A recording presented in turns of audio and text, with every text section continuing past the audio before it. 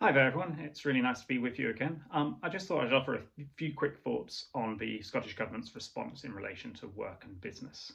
I think there's an awful lot actually in the response where Assembly members should be very pleased about how they are clearly shaping future Scottish Government policy.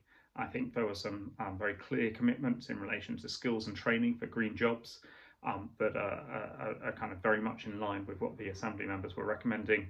I think there's likely to be some important action in relation to the National Nature Service, which was another recommendation, as well as work around supporting flexible working. That said, there were also some areas where I was a little bit more disappointed. The one area which stood out to me perhaps more than any other was the lack of creativity perhaps in the way that the Scottish Government was willing to consider reducing frequent flyer miles and discouraging frequent flying activity.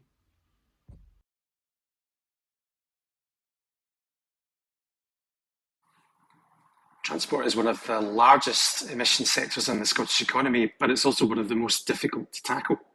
The level of emissions from transport in Scotland are more or less where they were in 1990. And that's the base year against which we calculate our decarbonisation targets. So clearly we've got a lot of work to do.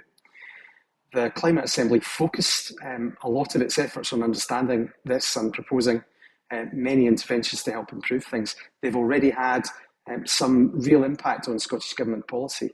And the work of the Assembly was noted when the Government's new strategy to reduce the level of car traffic in Scotland by 20% over the next decade was published recently.